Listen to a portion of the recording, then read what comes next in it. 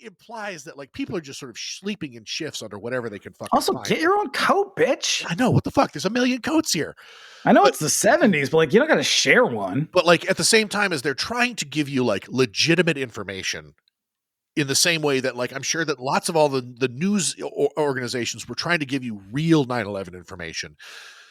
They were giving you plenty of fucking bullshit just to keep your eyes on the screen, because at one point she's like, we put those rescue stations up, and I believe it's Romero himself. It's because Romero and his wife, it's Romero and his is that his wife? It's his wife, and also his first AD. Christine Forrest are at the console, sort of like directing the thing, and I think he tells her like these are all out of date. These stations have closed. And so she's like, we can't send people to these places. They'll get fucking killed. And like the station manager is like, anytime that those things aren't on screen, people are tuning out. They're not watching. Yeah. And so, I mean, as everyone had to shift to working from home, for those that could, I remember just sitting there and the fucking TV was on all day. And I'm like kind of trying to work, but not really, because it's just like, you're watching a death toll. You're looking for any information. It's like, everyone's dying, and you're just sort of like, I anything. Just give me anything. I'm desperate to hear anything, even if it's not true. Yeah, and then that is what you get in this moment. And then but also in a reflection of modern times, there's a scientist on TV who's basically being given the third degree by the newscaster, and his whole the scientist's whole thing is, to get this under control, we got to fucking kill these things. Yeah, I wrote this down. I'm going to read the quote because I wrote it down because I thought it was that. It's one of my favorite fucking lines in the movie. If we'd listened, if we dealt with this phenomenon properly, without emotion, it wouldn't have come to this. Should we be unable to check the spread because of the emotional attitudes of the citizenry toward these issues of morality, blah, blah, blah, we're all going to die. Yeah. And it's like, God damn, that is the same fucking thing that, rational, respectable and decent people were saying at the time. Was like, no, we have to do this, even though we don't want to, or it feels bad, or, you don't believe in it. Like, this is the only way we're going to get this under control. And people said, no, absolutely not. And then look what fucking happened. I know.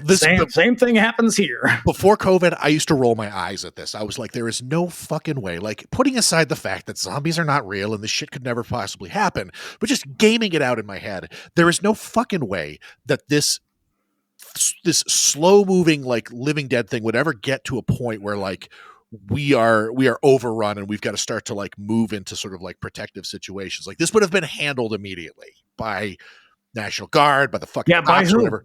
But you put a lot of faith in the government, didn't you? Here's the thing, because the whole thing is, this guy is saying, you got to kill him. You got to put your fucking feelings aside. You got to fucking kill these things. And everybody in the studio is like fucking waving their hand at him and treating him like throwing shit at him. Yeah.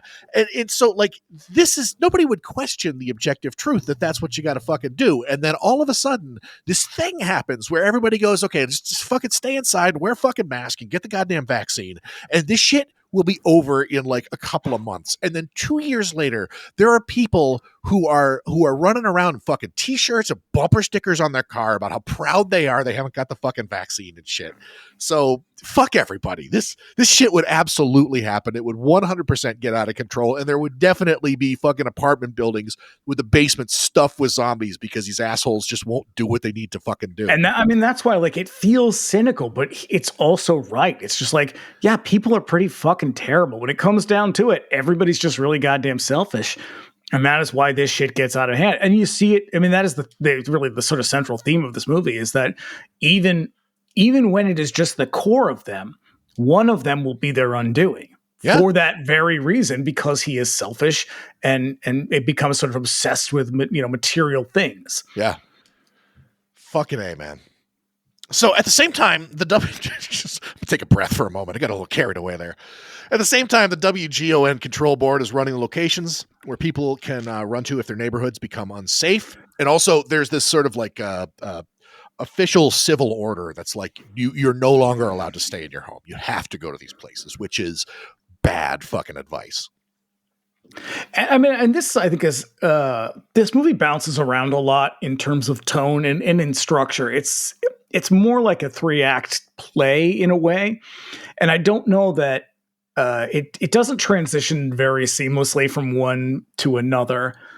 I am really interested in this opening and in the what follows this part, because I think like that's the movie I want to see that movie too, because I think it's really interesting. He must have spent a ton of, like, I get the feeling that he had this part of the script just in a box somewhere, and that he just kept working it and working it and working it.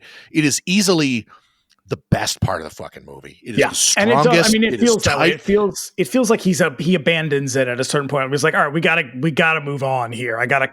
It tells so many fucking stories, and this scene lasts like 5 minutes. It's not long, but so we never really see what's happening in the rest of the world. We're going to get little bits and pieces of it. We're going to hear things about it, but this segment, this like little microcosm of a newsroom just gone insane, gives you an idea of what's happening in the rest of the world. To hear the rest of the episode, look us up on Spotify, Apple Podcasts, or wherever you get your podcasts by searching Bring Me the Axe, and subscribe so you never miss an episode.